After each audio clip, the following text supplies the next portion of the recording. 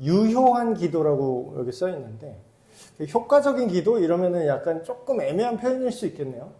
여기서 효과 있는 기도가 그러면은 뭐 우리가 기도했을 때 하나님께서 그거를 들어주시면은 그게 효과적인 기도다. 뭐 이렇게 생각할 수도 있겠는데, 내 기도가 응답받는 것 자체가 목적이 되면은 오히려 좀 문제가 될 수 있을 것 같아요. 왜냐면 우리가 원하는 그 결과가 사실 오히려 우리에게도 피해가 될 수 있는 오히려 그런 기도일 수도 있기 때문에, 그래서 유효한 기도 방법이라기보다는 좀 올바른 자세로서의 기도를 다시 한번 이제 생각해 보신다, 이렇게 생각을 해주시면 될 것 같습니다. 올바른 기도의 중요한 요소. 첫 번째, 지난주에 그런 얘기 했잖아요. 예수님의 이름으로 기도하는 게 무슨 의미인가, 그런 걸 얘기하면서 결국은 기도를 할 때에 하나님의 뜻 안에서 기도를 해야 됩니다. 이게 무슨 얘기냐면, 어떤 분은 또 이렇게 생각할 수 있어요. 아니, 기도라는 게 내가 원하는 어떤 바람이 있고 소원을 아뢰는 게 아니냐. 그래서 내가 원하는 거를 기도하는 게 자연스러운 건데, 그렇다면 사실상 하나님이 원하시는 거는 기도를 하지 않아도 알아서 하나님이 하실 건데, 왜 하나님의 뜻에 맞춰서 내가 기도를 해야 되냐, 이렇게 생각하실 수도 있을 것 같아요. 근데 우리가 좀 자세히 생각을 해보면 이런 것 같습니다. 부모와 자녀 간의 관계로 한번 생각을 해보시면, 우리가 어린아이가 뭐 아버지, 어머니한테 뭘 이거저것 해달라고 하잖아요. 이거저것 해달라고 하는데, 사실 그 부모가 내 자녀를 조종하고 싶을까요? 조종? 그래서 부모가 뭐 내 자녀한테 뭐 이건 하지 마라, 이거는 해라, 뭐 이래저래 이렇게 얘기를 하잖아요. 부모의 뜻이 있죠. 자녀를 향한 부모의 뜻이 있는데, 그게 정말로 내 자식이 마음대로 못하게 하고 내가 조종하고 싶어서 그렇게 하는 걸까요? 부모가 원하는 건요, 자녀가 잘 되는 겁니다. 똑같은 얘기를 해볼게요. 하나님이 우리를 지으셨잖아요. 하나님이 우리에게 원하는 건요, 우리가 잘 되는 거예요. 근데 잘 된다라는 걸 우리가 너무 모르기 때문이죠. 그러면 하나님의 크신 그 큰 뜻 안에는 우리가 행복을 느끼는 게 있을까요? 우리가 저주받고 고통스러운 게 하나님의 큰 뜻일까요? 성경에 보시면 저주와 고통을 하나님이 일부러 주는 게 아니라 인간이 스스로의 어리석음에 빠져서 저주와 고통 속으로 들어간다. 이게 거의 보편적인 이야기거든요. 그래서 우리가 하나님의 뜻을 따라서 기도해야 된다면, 마치 내 걸 뺏기고 내 인생에서 내가 하기 싫은 뭔가 별도의 하나님의 뜻을 나를 통해서 뭐 좀 이루려고 하시나? 그런 생각이 들 수 있어요. 근데 결과적으로 하나님의 뜻은 나보다 나를 더 잘 알고 나보다 나를 더 사랑하는 뜻이죠. 그렇기 때문에 결과적으로 우리가 하나님의 뜻 안에서 기도하는 게 가장 우리에게도 기쁨이 되는, 가장 좋은 일이라는 거예요. 그래서 예수님이 그런 본을 많이 보이셨죠. 예수님이 겟세마네 동산 올라가셔서 십자가를 지시기 전에 이제 이런 사명에 대해서, 앞으로 감당해야 될 십자가 사명에 대해서 기도를 하시는 장면이 나오는데, 할 수 있거든, 아버지여 하실 수 있거든 이 잔을, 여기서 잔이란 표현은 그 십자가의 사명을 얘기하는 거죠. 이 잔을 내게서 치워주십시오. 할 수 있으시면. 근데 그 다음에 이런 기도를 붙입니다. 그러나 내가 원하는 대로 하지 마시고 아버지의 뜻대로, 아버지께서 원하시는 대로 하시옵소서라고 마태복음 26장 39절 여기 적어놨죠. 그리고 우리가 자주 외우는 주기도문에도 뭐라고 얘기하죠? 뜻이 하늘에서 이루어진 것 같이 땅에서도 이루어진다. 그 얘기가 뭐예요? 우리 안에 우리가 살아가면서 하는 여러 가지 기도의 내용이 있지만, 그것을 아우르는 큰 하나님의 뜻이 이루어지는 게 내가 하는 기도 안에서 열매 맺어야 된다는 거예요. 그게 훨씬 더 좋은 거라는 거죠. 그래서 우리가 기도에 대해서도요, 물론 이제 모든 게 다 균형을 잡아야 되지만, 만약에 성경을 읽는 거랑 성경을 읽고 그 뜻을 이해하는 거랑 기도 생활이 이렇게 있어요. 물론 이 두 개가 같이 가야 됩니다. 말씀과 기도로. 근데 둘 중에 하나만 굳이 고르라면 뭘 먼저 골라야 될까요? 둘 중에 하나를 굳이 밸런스를 하나를 더 깊게 가야겠다 하면은 뭘 해야 되냐면, 잘 모르는 분은 기도를 선택해요. 그러니까 기도를 선택하면은 기도가 나쁜 게 아니잖아요. 그래서 기도를 열심히 해야 된다. 기도 생활, 기도 열심히 한다. 좋아요. 좋은데 기도가 말씀이 없는 기도는 저기 계룡산에서 많은 분들이 하고 계세요. 저기 지리산 이런 데 보면 이제 돛 닦는 분들 있잖아요. 그분들 기도하는 거예요.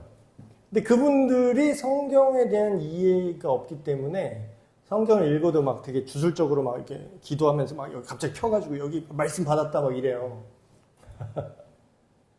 그러니까 기도의 방향이 되게 엉뚱해지죠. 그래서 나중에는 하나님한테 기도를 하는데 자기가 생각하는 하나님을 만들어내서 기도를 열심히 하는 거예요. 그럼 뭐죠? 성경은 그걸 우상숭배라고 합니다.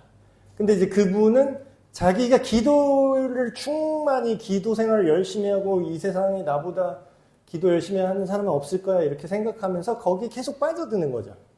방향이 잘못된지를 모르고. 지금 좀 센 예를 제가 든 거긴 한데, 그래서 성경을 알고 성경이 뭐라고 하는지 그 의미를 이해하는 것이 기도의 제일 중요한 겁니다. 그게 먼저 되고 그걸로 기도를 해야 돼요. 그래서 말씀에 근거한 방향성으로 기도를 하셔야 되는 거죠. 그래서 예수님이 그 얘기를 했죠. 요한복음 15장 7절에 제가 좋아하는 말씀 중에 하나인데, 너희가 내 안에 거하고 내 말이 너희 안에 거하면, 여기서 내 말은 예수님의 말씀인데 성경 전체가 예수님에 대한 말씀이죠. 그럼 뭐예요? 다른 말로 하면 우리가 예수님 안에 머문다는 거는 무슨 뜻이라는 거예요? 예수님의 말씀이 우리 안에 머문다는 거예요. 다시 말해서 예수님의 말씀의 의도대로, 예수님의 말씀에 기록된 대로 가치관이 내 안에 형성된다는 얘기예요. 그럴 때 뭐라고요? 그럴 때 니들이 원하는 거를 구하면 그대로 이루어진다는 거예요. 여기서 근데 어폐가 있어요. 사람들은 착각하죠? 앞부분을 딱 잘라요. 이 중에서 딱 앞부분을 생략하고 뒷부분만 좋아해요. 사람들은. 무엇이든지 원하는 대로 구하라. 그리하면 이루리라. 두드리면 찾으리라. 이런 것만 좋아해요. 근데 그 맥락을 딱 잘라서 내가 하나님한테 구하면 기도 열심히 하면 준다는 거예요. 그것만 생각을 하는 거죠. 근데 그 조건이 붙잖아요. 그 앞에 내용이 더 중요한 거예요. 뭐가 중요해요? 원하는 대로 구하라가 중요해요? 너희가 내 안에 거하는 게 중요해요? 예. 거하지 않으면 네가 반대로 뒤집으면 이런 거예요. 너희가 내 안에 거하지 않고 너의 가치관과 너의 생각이 내 생각이랑 아무 상관이 없고 내 말이 너의 속에 없고, 그러면 네가 원하는 대로 구하면 뭐든지 안 될 거라는 거예요. 그렇게 되면 오히려 보다 큰일 난다. 그래서 우리가 하나님 뜻 안에서 기도하는 거는 정말로 중요하고, 이게 이제 기도 생활하고 소위 말하는 신앙 생활을 한다는 거에서 밸런스를 찾으셔야 돼요. 그리고 두 번째, 믿음으로 기도하기. 오늘 또 믿음에 대해서 설교를 또 했는데, 믿음에 대해서 한 오해가 있습니다. 믿음이라는 게 아까도 얘기했지만 나의 어떤 강한 에너지라고 착각을 하세요. 그러니까 내가 믿어야 된다는 거야. 내가 강하게 그것을 그렇게 될 줄을 내가 의심치 않고 내가 강하게 그거를 붙들어야 된다는 걸 믿음이라고 생각을 하세요. 근데 막 그런 거 있잖아요. 막 믿습니까? 옛날에 이제 저 되게 싫어하는데 그런 거. 믿습니까? 막 이러면서 아멘 하세요. 믿습니까? 근데 이것도 경우에 따라 달라요. 근데 이제 어떤 부흥 강사분이 오셨는데 무슨 얘기를 한마디도 안 했어요. 그러니까 오자마자 막 갑자기 아멘 이래요. 뭐 뭣도 모르니까 다 아멘 하죠. 믿습니까? 그러니까 다 아멘 하래요. 막 아멘 해요, 사람들이. 뭔 얘기를 하고 아멘 해야지. 뭐에 아멘 한 거야? 아멘이 그 뜻이에요. 아멘 뜻은 알고 우리가 합시다. 아멘이 무슨 뜻이냐면 그대로 풀어서 얘기하면 당신이 말하는 그대로 이루어질 것입니다. 영어로 하면 will be done. 그렇게 될 것이다. 예. 뭔 얘기를 했다고 아멘을 하라는 거예요, 지금. 뭐 어쩌라고. 아무 얘기도 안 해놓고 아멘 하래요. 그래서 믿으셔야 됩니다. 뭘 믿을지. 오늘 제가 설교 때 얘기했죠. 믿음은 대상이 있어야 된다고. 누구를 믿냐고. 뭘 믿냐고. 뭐 아무것도 얘기하는데 뭘 믿으래. 그렇죠? 근데 이거를 뭐라 그러면 이거를 맹신이라고 하고 이걸 광신이라고 합니다. 저는 기독교 안에서도 이런 거 되게 많이 봤어요. 매우 혐오적이에요. 저는 이런 게. 물론 이래놓고 뒤에 이제 말씀 제대로 얘기하면 다행이야. 근데 또 뒤에 엉뚱한 얘기 막 해. 막 성경에서 나온 아이디어가 아니라 막 그냥 자기 생각 막 얘기하면서 막 이상한 얘기 하잖아요. 네가 다 믿어야 된다. 내 말은 무조건 믿어야 된다. 내가 바지를 내리라 그래도 너는 믿고 순종하면서 내려야 된다. 이딴 소리 하는. 바지를 왜 내려? 네 뭔데? 바지 내리는 게 뭐예요? 그거는 그 변태예요? 그러면서 그걸 믿어야 되는데 그 믿음이래. 그 뭐야? 제대로 된 믿음이 아니죠. 우리가 누굴 믿는 거야? 그 부흥 강사 말을 믿어요? 당신 누구라고 내가 믿어? 당신이 뭐 하나님이야? 그런데 뭐 주의 종의 말을 믿어야 된다. 주의 종은 개뿔. 주의 종이 그럼 몇 명이야? 주의 종이 이 세상에 몇 명이에요? 그럼 목사 안 쓰고 하는 사람 다 주의 종이에요? 죄송해요. 갑자기 급발진해서. 네, 너무 열이 받아서 그런 거예요. 열받아서 저도 주의 종 됐어요. 자꾸 자기 주의 종 말만 들으라고 해서 되도 않는 소리 하는 주의 종이라고 해서 나도 됐다. 이씨. 근데 이런 억한 심정으로 한 게 아니라 믿음의 대상을 이상하게 하면 안 된다라는 거예요. 그래서 믿음으로 기도한다는 건 뭐냐면 하나님이 누군지 아는 그 신뢰의 관계 속에서 기도하라는 거예요. 그러니까 의심하지 말고 기도하라. 이거를 우리가 잘못 이해하는 게 막 이런 거예요. 하나님, 제가 500억을 달라고 지금 하나님께 기도를 하는데 제가 솔직히 이게 될 것 같진 않아요. 그래서 제 마음에 의심이 있어서 이게 안 이루어지는 거군요. 제가 의심하지 않고 500억을 주실 것을 의심하지 않고 믿을 때까지 제가 열심히 믿겠습니다. 이러고 있어요. 그게 믿음이 아니에요. 그건 뭐냐면 욕심입니다.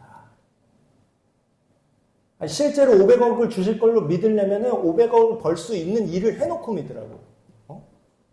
어디 투자를 해가지고 자기가 뭐 상장회사 창업을 해가지고 진짜 열심히 해서 500억 수주가 들어올 일을 해놓고 기도를 하라고요.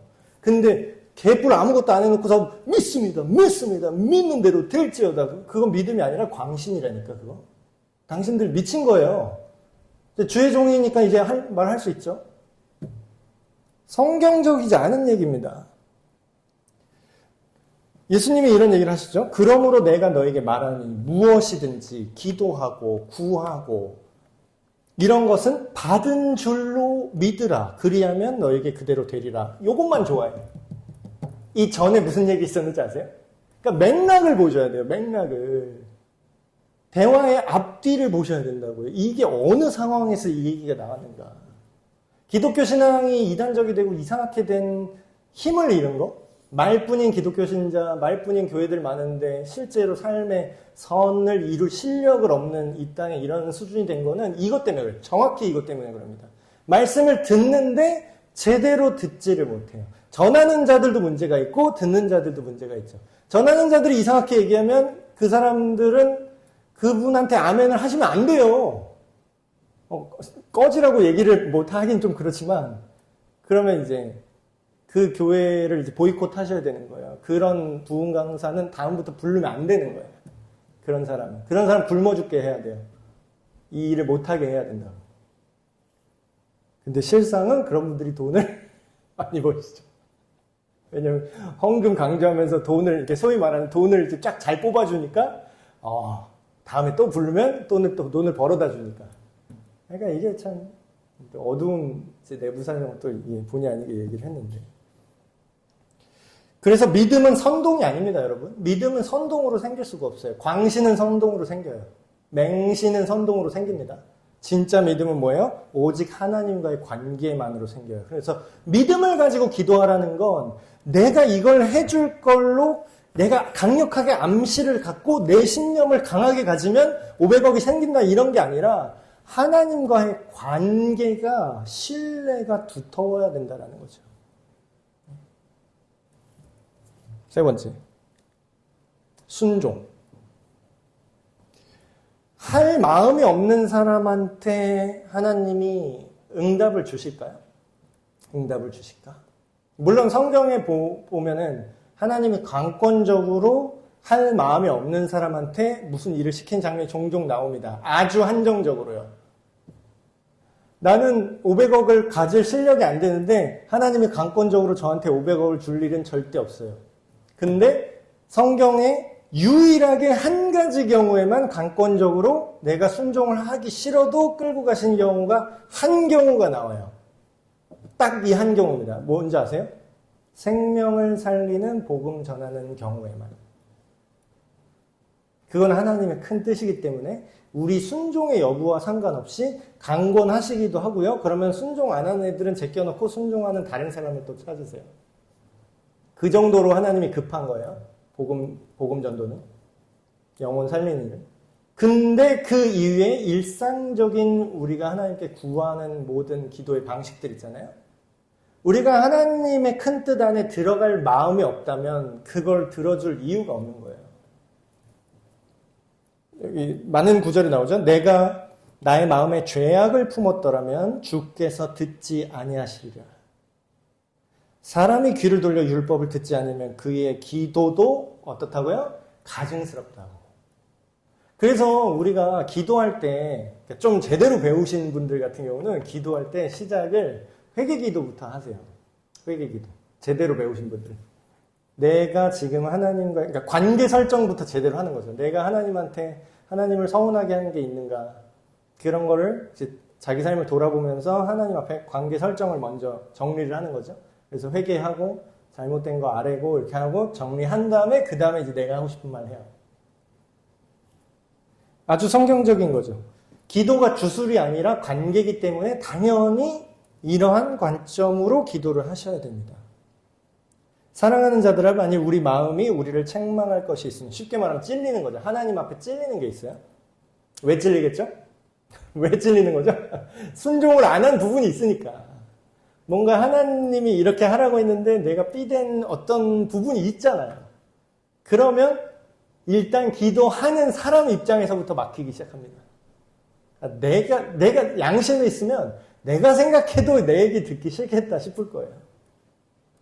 이걸 성경에 나오죠? 하나님이 귀가 없어서 우리의 기도를 듣지 않는 게 아니다. 왜 하나님께서 우리 기도를 안 듣냐?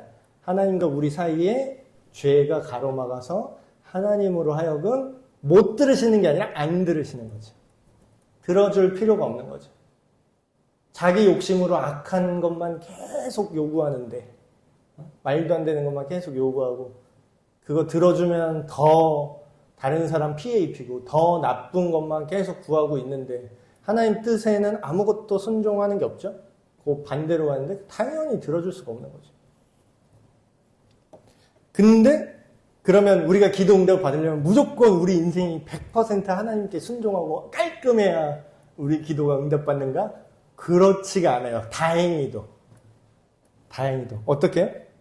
예수님을 우리가 믿는 믿음 안에서 기도한다면 우리가 때때로 죄를 범하고 불완전하죠. 불완전함에도 감히 죄인인 상태에서 어떻게 할 수 있다? 하나님께 기도를 할 수 있다. 근데 그렇다고 해서 우리가 예수님 믿으니까 막 개판으로 하고 죄 짓고 그래도 그때마다 그냥 죄 짓는 거는 부담 없이 계속 죄 지으면서 내 욕망대로 악한 거 막 하면서 기도는 기도대로 해야지. 그게 아니라 성경이 뭐예요? 분명히 하나님을 닮은 거룩함의 정도와 기도 응답이 되는 상관관계에 대해서 분명히 얘기를 합니다. 의인의 기도는 뭐다? 역사하는 힘이 크다라고 얘기해요. 그래서 이게 자칫 잘못 생각하면은 이 사람은 하나님이랑 더 친해서 이 사람 기도는 듣고 이 사람 기도는 안 들어주고 뭐 약간 그런 아까 얘기했던 효용성? 무슨 마법, 누구는 마술을 부리는데 되고 누구는 마술을 부려도 안 되고 이런 느낌으로 오해할 수 있는데 이건 효용성의 문제가 아니라 관계의 문제입니다. 관계. 자, 네 번째. 아까 살짝 말씀드렸죠? 죄를 고백해야 올바른 기도가 시작될 수 있다. 그래서 우리가 이게 되게 중요한 부분이 뭐냐면요. 죄의 고백을 우리 제일 잘못하고 있는 거 예를 들게요. 예를 들어서 누구랑 싸웠어요. A 집사님이랑 B 집사님이 싸웠어요. 네, 예를 들어서 뭐 A 집사님이 B 집사님한테 뭔가 잘못을 했어요. 근데 A 집사님이 교회에 와서 하나님한테 잘못을 고백해요. 하나님, 제가 B 집사에게 이런 잘못을 했습니다. 저를 용서해 주십시오. 그래 놓고서 B 집사한테는 사과를 안 해. 이게 어디 나온 옛날 영화, 그 밀양이라는 영화, 전도연 씨 주연으로 나온 영화에 나왔어요. 이것 때문에 기독교가 욕을 엄청 먹었어요. 개독교. 근데 진짜 기독교는 이렇지 않아요. 그 사람이 그 영화에 나온 그 살인범이 자기 아들을 죽인 거예요. 자기 아들인가 딸인가 자기 자식을 죽였는데 그래 놓고서 깜빵 갔죠. 그랬더니 자기한테 용서를 빌 적은 한 번도 없는데 자기가 그냥 알아서 하나님한테 죄를 회개했다라는 거야. 그러니까 내 아들을 죽여놓고 나한테 잘못됐다는 말은 한마디로 안 한 다음에 하나님한테 잘못했다 그랬다고 지는 용서받았다는 거야. 그래서 자기는 이제 죄가 없다라는 거야. 그래서 그 얘기를 용서하려고 그 엄마가 찾아갔다가 그 얘기를 듣고 화가 나서 이런 신이 어딨냐고 원망하는 게 그 영화에 나와요.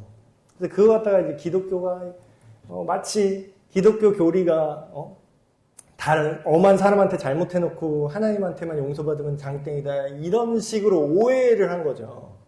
아니 전혀 그렇지 않습니다. 성경이 뭐라고 그러죠? 그러니까 항상 내 느낌대로 믿지 말고 성경을 보셔야 돼요. 성경에 예수님은 어떤 얘기했어요? 너 형제와 다툰 일이 있거든. 뭐라 그래요? 하나님 전에 와서 예물을 드리고 더 비싼 예물을 드리고 하나님께 회개하렴 이래요? 예수님이 뭐라 그러냐면 네 형제랑 다퉜니? 근데 예배 그걸 안 풀고 네가 예물을 드려 하나님 앞에 왔어? 됐고 일단 내려놔. 예물 내려놓고 예배 드리러 왔어? 되게 극단적으로 얘기하면 이렇게까지 볼 수 있어요. 예배 드리러 온 거예요. 현대적으로 이걸 번역하면 그래요. 누구랑 싸웠어요? 누구한테 잘못을 했어요? 근데 그걸 안 풀고 예배 드리러 왔어. 근데 실제로 하나님은 뭘 더 좋아하시냐? 예배 드리는 거 안 좋아하신다는 거예요. 이 예배 시간에 11시에 예배 드려야 되는데 예배가 중요한 게 아니고 너는 지금 네가 죄를 범한 그 사람한테 가서 화해하고 다시 와서 예배 드려. 저 예배 드려야 되는데 아니 필요 없다고. 필요 없다고. 그러니까 우리는 되게 종교적으로 생각을 해요. 하나님한테만 잘 보인다고 착각을 해. 하나님한테만 잘 보이면 된다고 착각을 해요. 근데 제가 저희 아들이랑 저 딸이랑 싸울 때 이런 얘기를 하면서 되게 하나님의 마음을 되게 많이 느껴요. 제가 그대로 얘기해 볼게요. 아들이랑 딸이랑 싸웠어요. 그럼 저는 아들이랑 딸한테 이렇게 얘기를 합니다. 먼저 이제 아무나 누가 먼저 이렇게 얘기하는 거예요. 제가 딸한테 그렇게 얘기해요. 야, 네 오빠라고 생각을 하는데 네 오빠이기 이전에 내 아들이야. 너는 지금 네 오빠한테 이렇게 잘못한 게 아니라 내 아들한테 지금 이렇게 잘못한 거야. 오빠한테는 이렇게 얘기해. 너는 네 동생한테 지금 잘못한 게 아니라 내 딸한테 잘못한 거야. 네 동생이기 이전에 얘는 내 딸이야. 그럼 뭐야? 둘 다 지들끼리 치고받고 하면서 아빠는 좋아하는데 이거는 말이 안 되는 거야. 왜냐고? 너는 아빠 아들한테 상처를 입혔고 너는 아빠의 딸한테 지금 상처를 입힌 거야. 뭐야? 하나님의 입장이 이거라는 거야. 모든 인류가 크게 보면 하나님의 자녀고 존귀한 자로 창조된 건 맞죠? 인간이 하나님의 거저스 같이. 그럼 어떻게 돼요? 지들끼리 투닥투닥하고 하나님 죄 잘못했습니다. 근데 정작 자기들이 안 풀어. 그건 회개 아니라는 거예요. 성경은 그걸 회개라고 말하지 않습니다. 회개는 잘못된 거에서 돌이키는 걸 회개라고 하는데 하나님께만 돌이키면 된다고 착각을 해요. 근데 하나님은 어떻게 해요? 너희들이 다툰 일이 있으면 삭개오의 회개, 삭개오가 회개한 게 아주 스탠다드예요.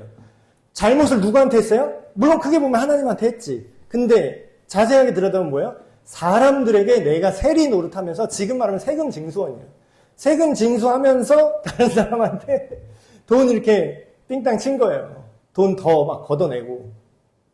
세금을 더 쥐어짠 거지, 사람들한테. 그럼 뭐예요? 삭개오가 뭐라고 하죠? 주님, 제가 다른 사람한테 억울하게 돈을 받은 게 있으면 제가 그 돈을 다시 돌려주겠습니다가 아니라 어떻게 해요? 4배로 돌려주겠습니다. 4배로. 그리고 오늘 우리 집에 와주세요. 예수님. 이렇게 얘기하는 거예요. 그러니까 이게 사람들 그냥 한 줄 읽고 그냥 딱 넘어가는데 이게 얼마나 대단한 거냐면요. 그래서 예수님이 보나마나 그 자리에서 오늘 너의 집에 구원이 임했다 이렇게 선언을 해버려요. 예수님이. 근데 왜 이렇게 선언할 수 있냐면 잘 생각해 보세요. 그 사람이 사람들한테 세금 엉터리로 걷어서 더 삥땅 친 거, 사람들 괴롭히면서 돈 뜯어먹은 게 한두 푼이겠습니까? 아마 자기가 갖고 있는 재산의 대부분이 거의 그렇게 모은 재산이겠죠? 근데 그 한 사람마다 몇 배로 돌려준다고 그래요? 4배. 4배. 그럼 뭐예요? 사실상 이 사람은 전 재산을 다 털어야 돼요. 아니, 전 재산을 다 터는 게 아니라 앞으로 돈을 버는 족족 그 사람들한테 갖다 줘야 돼요. 그럼 뭐예요? 이 사람 파산이에요, 파산. 파산이라고. 근데 파산해도 괜찮다는 거야. 자기가 그 정도로 죄인이었음이 인정이 돼버린 거예요. 예수님을 만나서. 예수님이 메시아니까. 나는 이렇게 쓰레기였군요. 내 죄를 회개합니다. 회개는 이게 회개예요. 죄를 완전히 돌이키는 거죠. 하나님한테만 싸바싸바 잘 보이는 게 잘못했어요. 이게 회개가 아니라니까. 진짜 자기가 잘못한 줄 알면요. 하나님한테만 이렇게 비비는 게 아니라 진짜 자기가 피해를 입힌 사람한테도 그런 태도로 가져야 된다는 겁니다. 그래서 하나님과 또한 죄를 범한 당사자에게 죄를 고백하고 그걸 결산하고 용서를 구할 수 있는 그런 자세가 필요하다.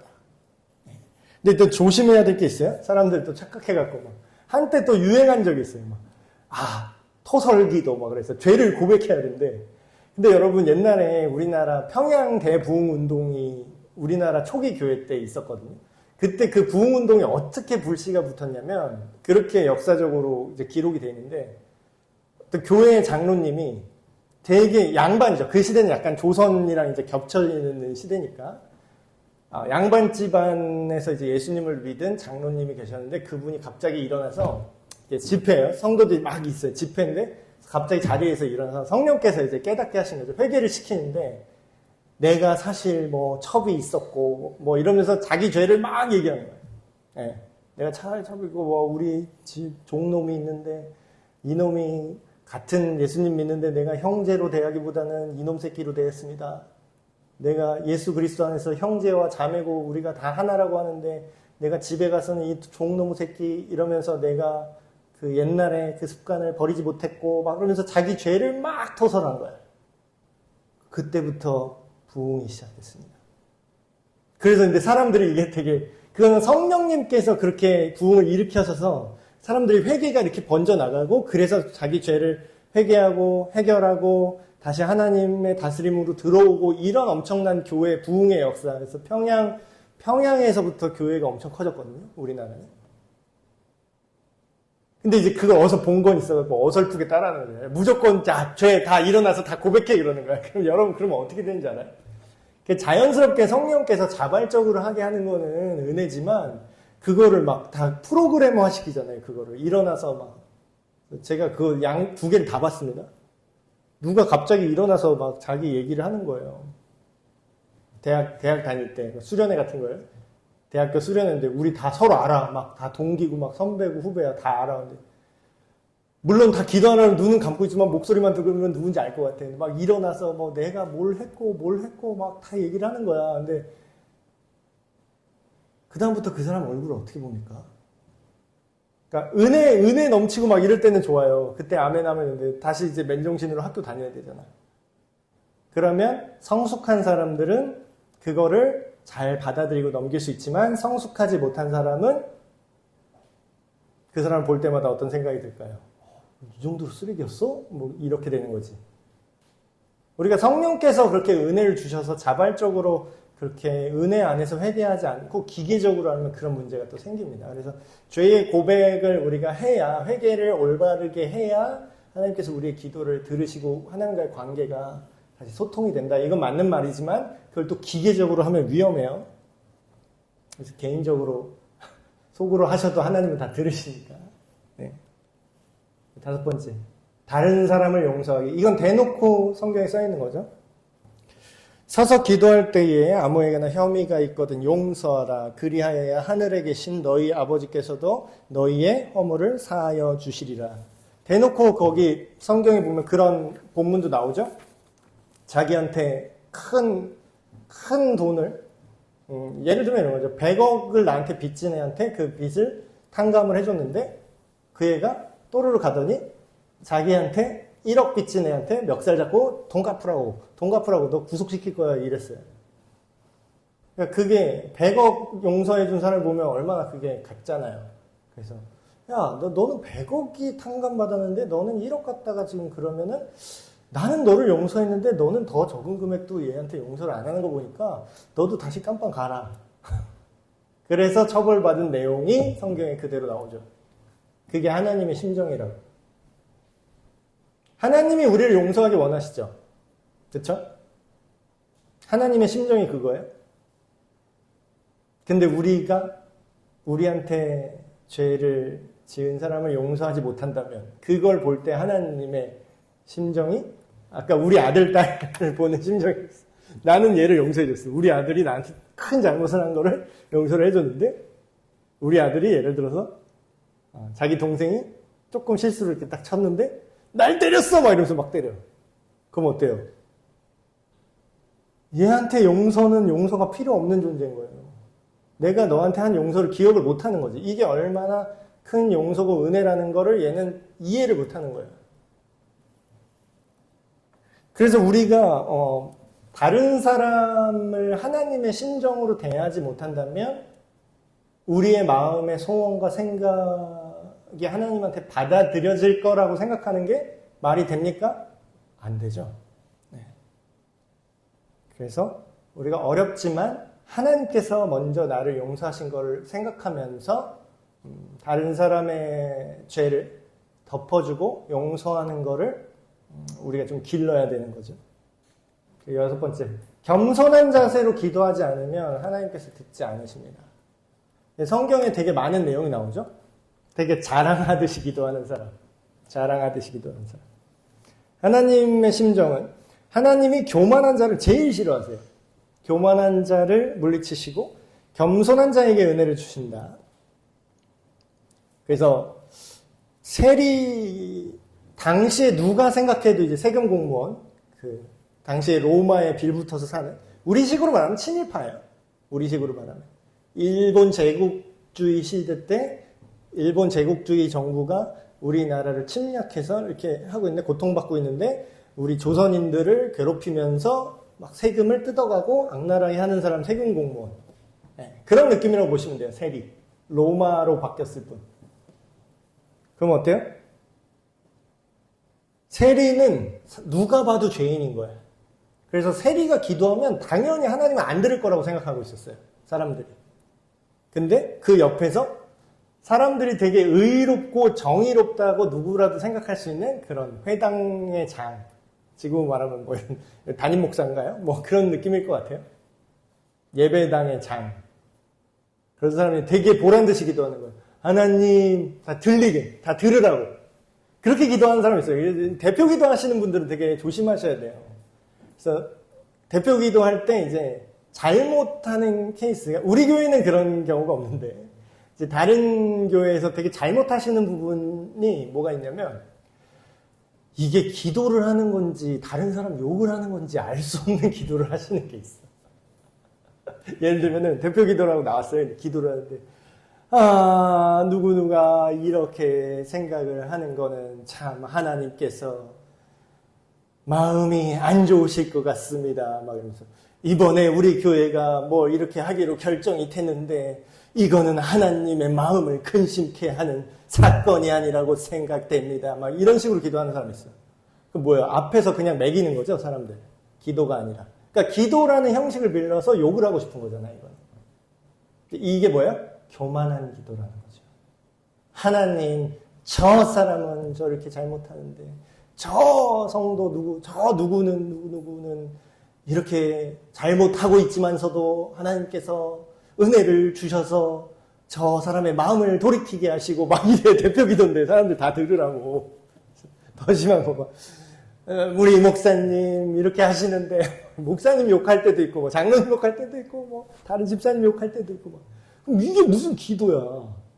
근데 이렇게 기도를 했다라는 거예요. 그 회당장이. 저기 있는 저 세리는 저 친일파 새끼는 저거 저렇게 나는 저렇게 쓰레기 같은 놈이 아니게 하심에 감사를 드립니다. 막 이렇게 기도를 하는 거야. 근데 결과는 뭐예요? 예수님이 딱 판정해줬죠. 누구 기도를 하나님이 들었고 누구 기도를 하나님이 안 들었는지를 딱 얘기하세요. 저 회당장의 기도는 하나님이 듣지 않으셨다. 오히려 저 세리가 누가 봐도 죄인이야. 내가 봐도 내가 죄인인 줄 알아요. 그래서 뭐라고요? 그냥 울면서 감히 뭐라고 뭐 해주세요 하지 말고 하나님 저는 죄인입니다. 참 저를 불쌍히 여겨주십시오. 제가 이렇게 쓰레기같이 살고는 있지만 내가 먹고 살려고 이렇게 하고 있는데 하나님 제가 입은 삐뚤어졌어도 말은 바르게 합니다. 내가 지금 잘못 살고 있다는 것도 압니다. 근데 이렇게밖에 살 수 없는 나를 불쌍히 여겨주십시오.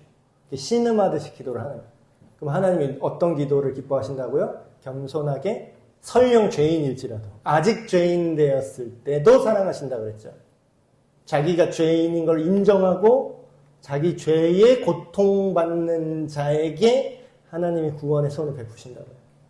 그래서 우리가 기도할 때 어떻게 기도해야 된다? 겸손하고 교만하지 않은 자세로. 다른 사람을 정죄하지 않는 자세로. 그래서 그 대표 기도 할 때 그거를 좀 직분자 교육할 때 그걸 한번 하긴 해야 돼요. 근데 우리 교회는 너무 잘하고 계세요. 우리 교회는 뭐 안 그런데 어떤 큰 교회인데 그런 교회가 있더라고요.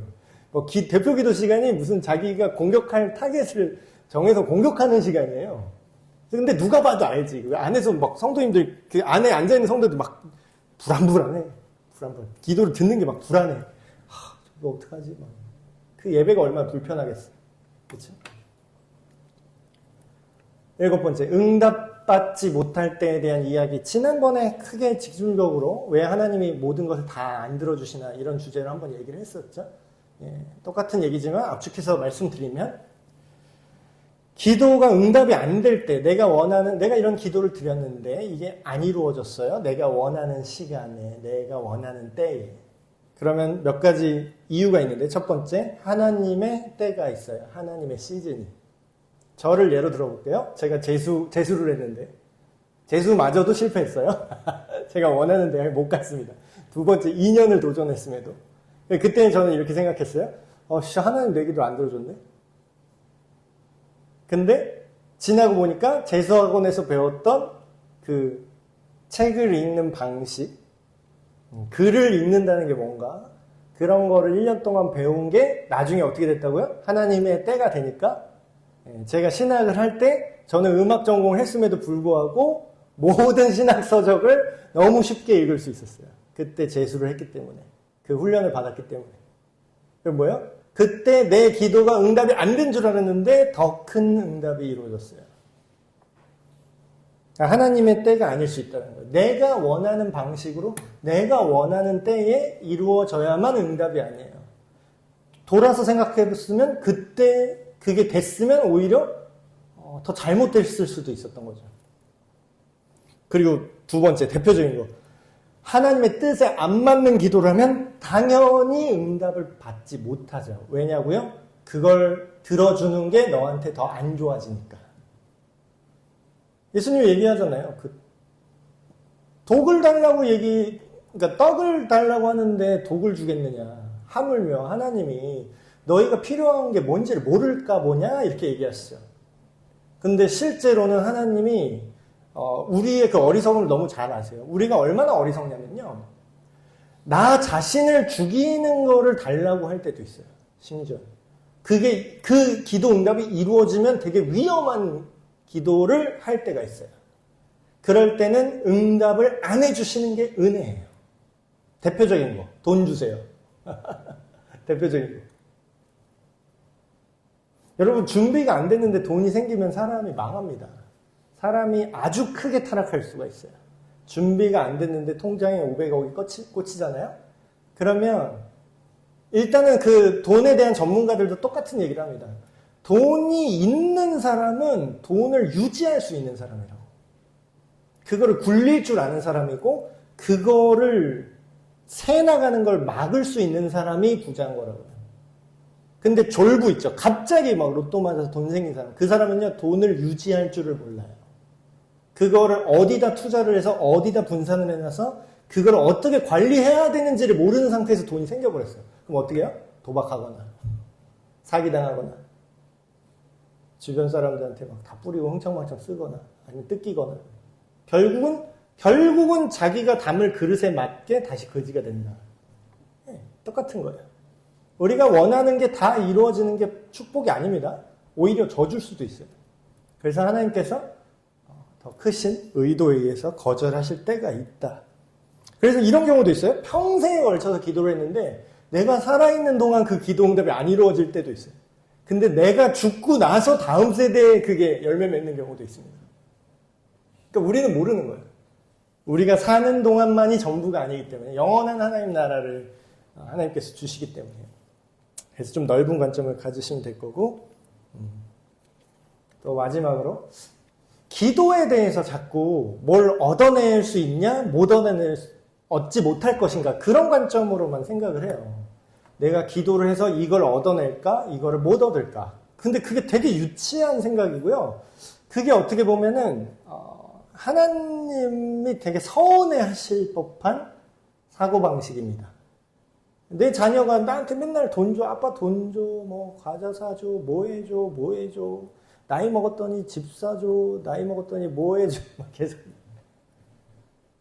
아니 물론 사랑하니까 해줄 수 있죠. 근데 이제 그 관계가 그게 관계의 전부라면, 그럼 내가 아니어도 되는 거잖아. 그건 돈만 있으면 되는 거잖아. 그건 내가 아니라도 할 수 있는 거잖아요.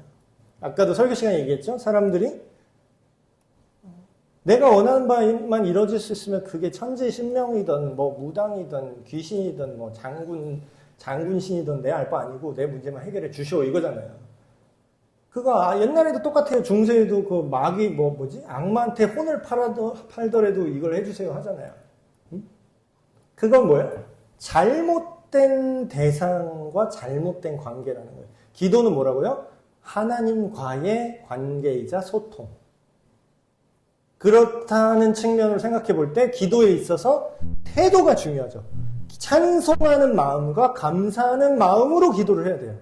자, 이걸 또 제 애기들 자꾸 얘기하는데. 아니, 어차피 해줄 거야, 예를 들어서. 근데 똑같은 얘기를 해요. 똑같은 얘기를 하는데 하나는 이렇게 얘기하는 거야. 내 자녀 중에 하나는. 아빠 이런 거 해주셔서 너무 고맙습니다. 아빠가 이런 거를 나한테 해주셔서 참 감사해요. 이렇게 예쁘게 말하는 애랑. 이거 좀 주라고! 어차피 줄 거였거든? 근데, 어떤 얘기가 듣고 싶어요, 여러분? 자녀한테? 내가 이거 달라고 했지. 일단 찬송 없고요. 감사도 없어요. 그럼 저는 이렇게 말합니다. 저는 그렇게 좀 온유한 아빠가 아니라서. 보통 온유한 아빠는 에이야 막 달래고 이럴 수 있잖아요. 저는 그렇지 않아요. 맡겨놨어? 이렇게 얘기해요. 뭐 맡겨놨어 나한테? 네 거야? 뭐 지금 맡겨놓은 거 찾니? 뭐 달라고? 물론 하나님은 저보다 훨씬 오래 참으시고 저보다 온유하신 분이라서 너무 다행입니다. 그렇다 할지라도 하나님께 기도할 때 하나님에 대한 존경과 찬송과 하나님께 감사하는 마음이 없이 기도를 하고 뭘 요구한다? 되게 건방지고 하물며 상대는 전능하신 우주의 왕이에요. 여러분을 지금 죽일 수도 있다고. 물론 그렇게 안 하시지만.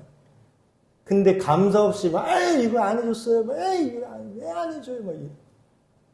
난 내 자식이라면 화가 날 것 같아.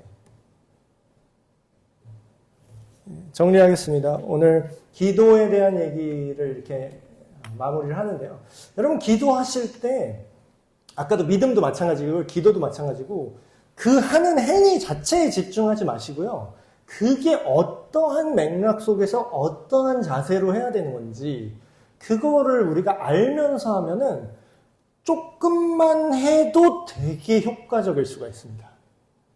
근데 성경에 이제 많이 기도해라, 쉬지 말고 기도해라 강조하는 게 있는데 그거는 이게 된 상태에서 그렇게 하라는 거예요. 이게 안 됐는데 방향이 잘못됐는데 그냥 기도가 이깁니다. 막 기도하세요. 막 기도 계속 얘기하는데 잘못된 방향으로 열심히 하면 열심히 한 만큼 다시 돌아와야 돼요.